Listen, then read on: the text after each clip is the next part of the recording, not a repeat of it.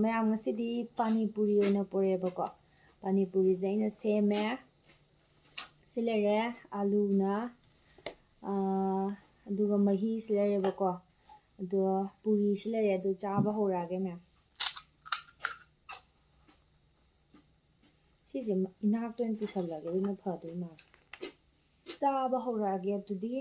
ꯃꯌꯥꯝ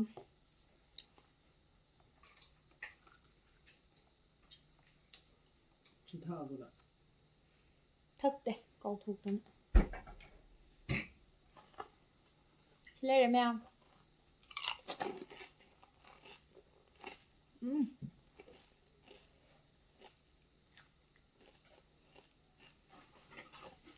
ꯃꯣꯏ ꯃꯈꯨꯍꯥꯎ ꯑꯃ ꯇꯧꯋꯦ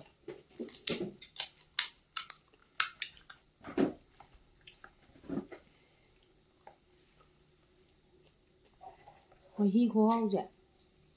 ꯃꯍꯤ ꯌꯥꯝ ꯊꯤ ꯍꯥꯎꯋꯦ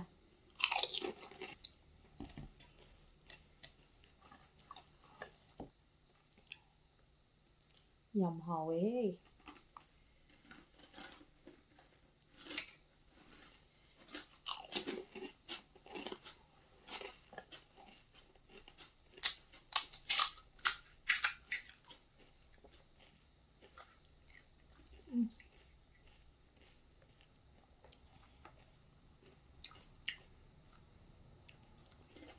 ꯑꯩ ꯕꯨꯡꯉꯣ ꯌꯥꯝ ꯄꯥꯝꯕꯅꯦ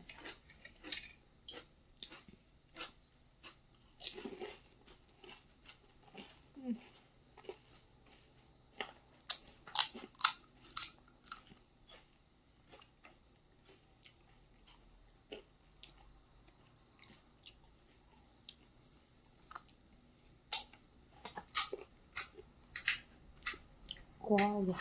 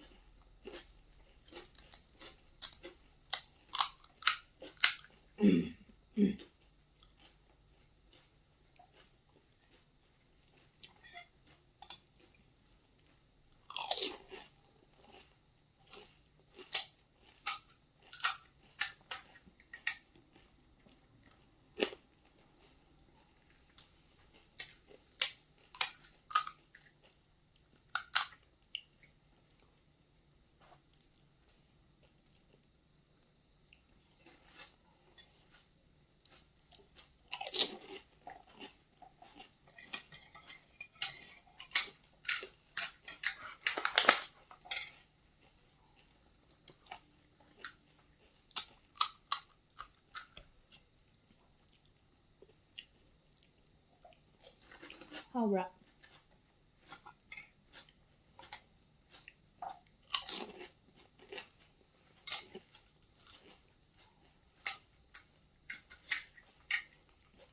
ꯃꯌꯥꯡꯅ ꯁꯦꯝꯕꯒ ꯑꯩꯅ ꯁꯦꯝꯕꯒꯅ ꯍꯥꯎꯋꯦ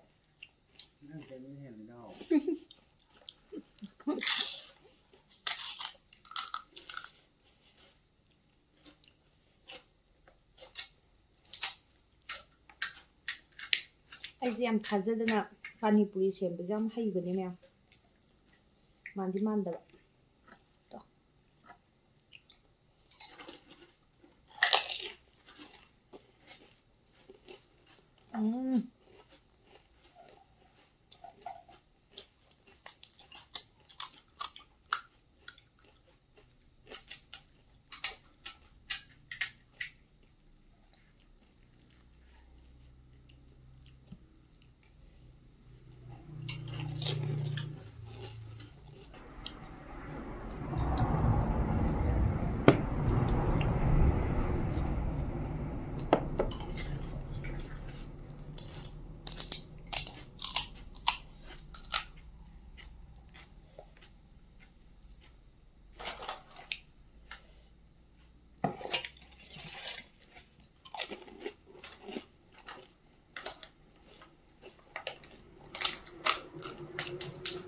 ꯃꯍꯤꯒꯁꯦ ꯂꯥꯖꯕꯥꯎ ꯈꯨꯍꯥꯎꯗꯣ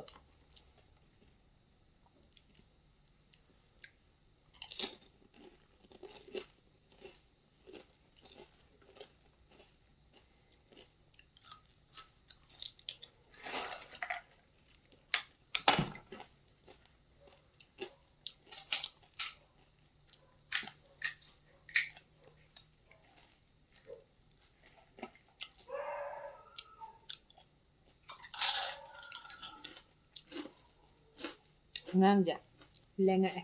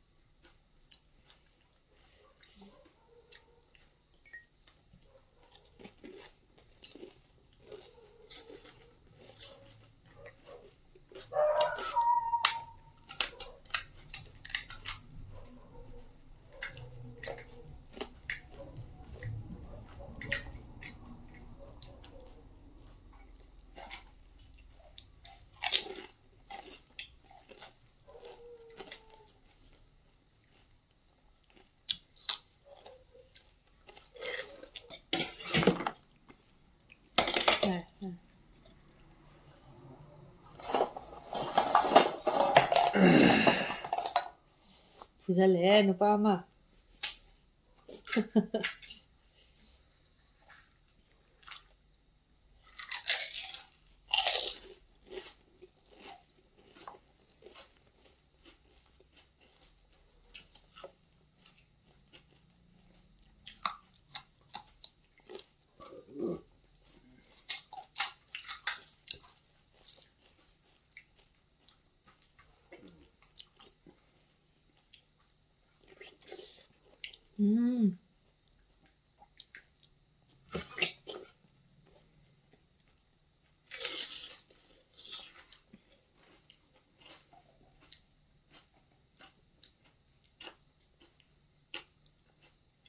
ꯃꯀꯨ ꯈꯣꯛꯄꯁꯦ ꯉꯝꯗ꯭ꯔꯦ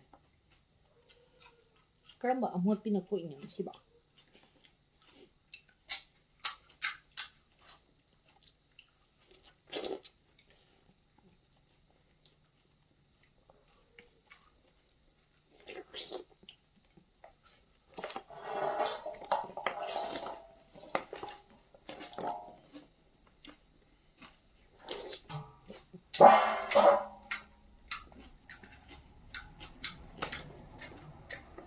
ꯑꯩ ꯉꯁꯥꯏꯗꯤ ꯀꯩꯝꯇ ꯆꯥꯖꯗ꯭ꯔꯤꯌꯦ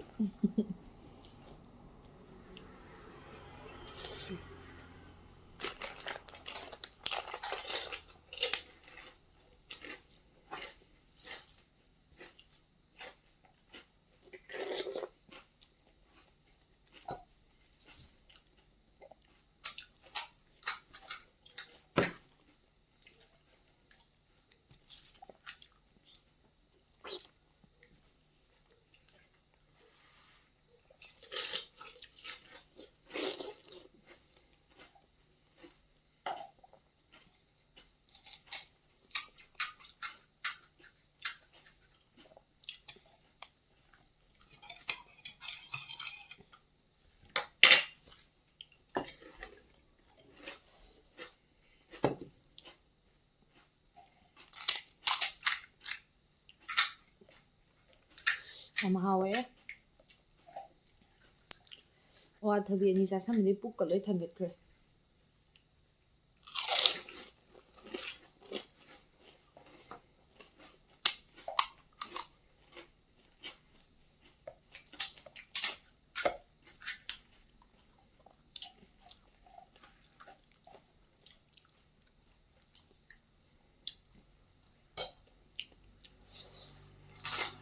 ꯁꯤꯟꯁꯨ ꯁꯤꯜꯂꯦ ꯊꯨꯝꯁꯨ ꯊꯨꯝꯃꯦ ꯍꯥꯎꯁꯨ ꯍꯥꯎꯋꯦ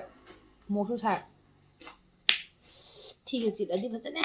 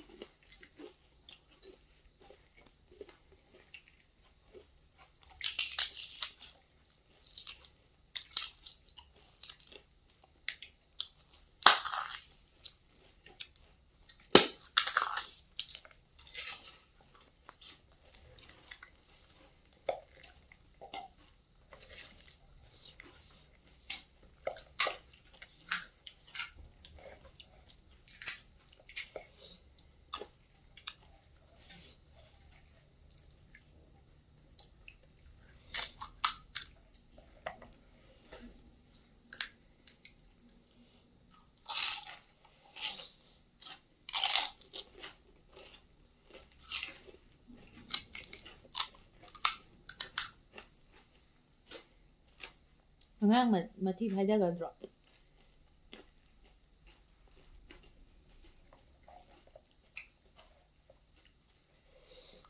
ꯑꯉꯥꯡ ꯃꯊꯤ ꯐꯥꯏꯗꯕ ꯑꯩ ꯍꯥꯎꯔꯦꯍꯦ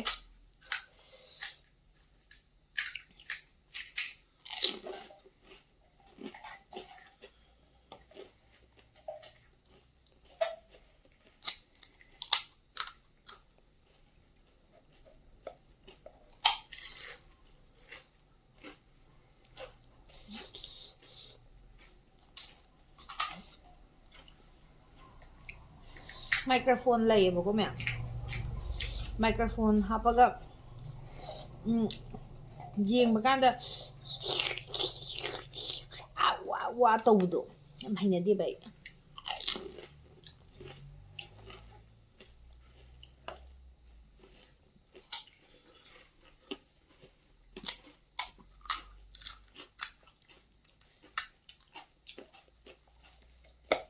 ꯃꯤ ꯈꯔ ꯑꯃꯕꯨꯗꯤ ꯃꯤ ꯈꯔ ꯅꯠꯇꯦꯗ ꯂꯣꯏꯅꯃꯛꯅꯤꯗ ꯑꯗꯨꯝ ꯃꯨꯛꯕꯥꯡ ꯇꯧꯕꯁꯦ ꯑꯗꯨꯝ ꯃꯈꯣꯟ ꯈꯔ ꯍꯧꯅ ꯇꯥꯕꯅ ꯅꯨꯡꯉꯥꯏꯌꯦꯅ ꯑꯗꯨꯝ ꯈꯟꯅꯩꯗꯅꯀꯣ ꯑꯩꯒꯤ ꯑꯣꯏꯅꯗꯤ ꯌꯥꯝ ꯍꯩꯅꯗꯦꯕ ꯑꯩꯗꯤ ꯑꯗꯨꯒꯤ ꯑꯩꯅ ꯍꯥꯞꯇꯕꯅꯦꯕ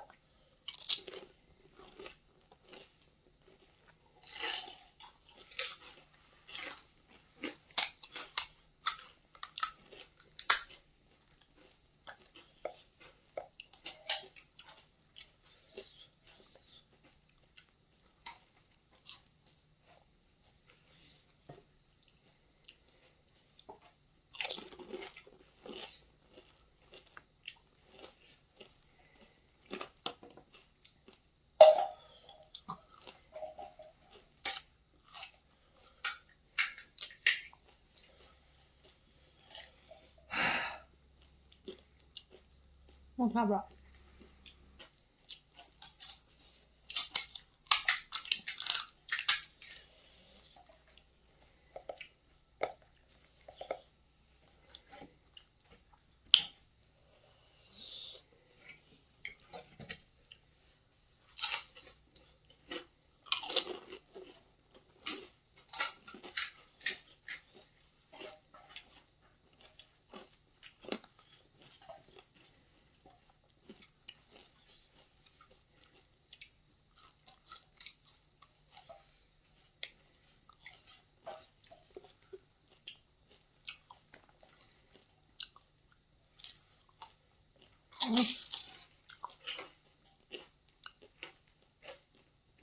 ꯁꯤꯗꯤ ꯃꯌꯥꯡ ꯑꯃꯣꯠꯄꯒꯤ ꯇꯥꯏꯞꯇ ꯄꯥꯜꯂꯦ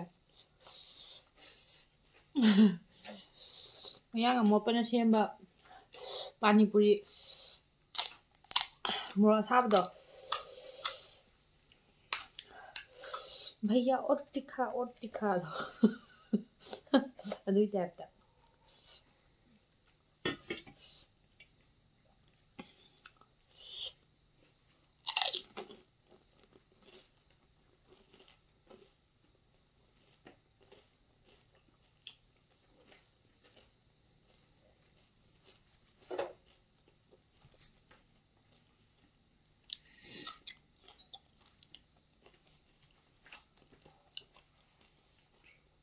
ꯍꯥꯎꯔꯦ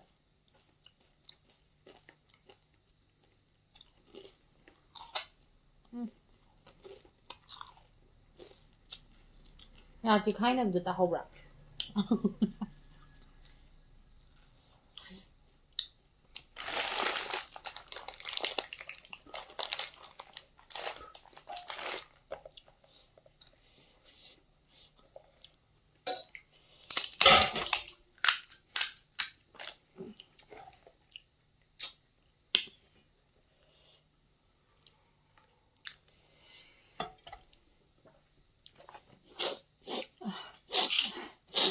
ꯅꯥꯇꯣꯟꯗꯒꯤ ꯄꯤꯒ ꯂꯣꯏ ꯇꯥꯔꯦ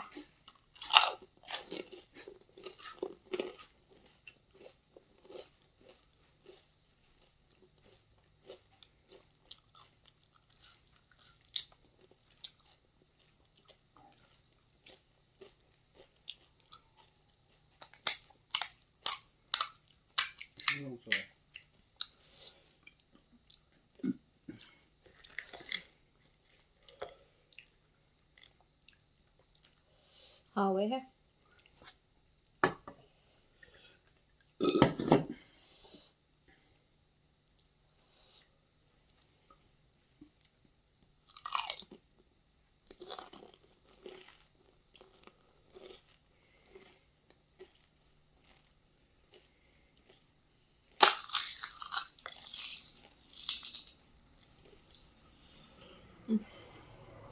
दहीꯒ ꯍꯩꯖꯤꯜꯂ ꯆꯥꯔꯗꯤ ꯍꯥꯎꯅꯤ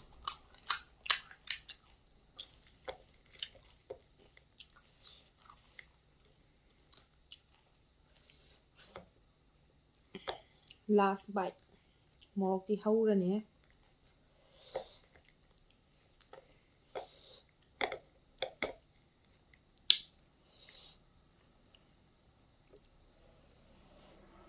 last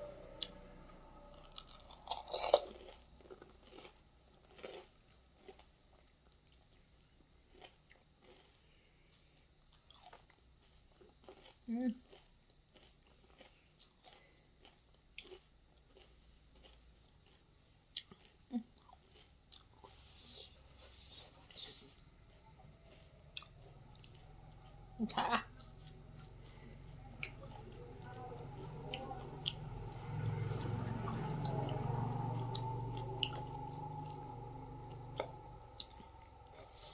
ꯑꯂꯨꯁꯤꯁꯨ ꯌꯥꯝ ꯍꯥꯎꯋꯦꯕ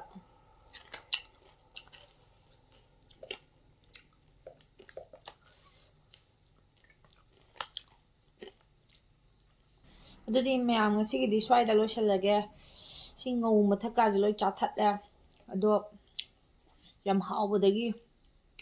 ꯄ꯭ꯂꯁ ꯆꯣꯞꯄꯗꯒꯤ ꯂꯣꯏ ꯆꯥꯁꯟꯈ꯭ꯔꯦ ꯑꯗꯨꯗꯤ ꯃꯌꯥꯝ ꯁ꯭ꯋꯥꯏꯗ ꯂꯣꯏꯁꯜꯂꯒꯦ ꯕꯥꯏ ꯕꯥꯏ ꯕꯥꯏ ꯕꯥꯏ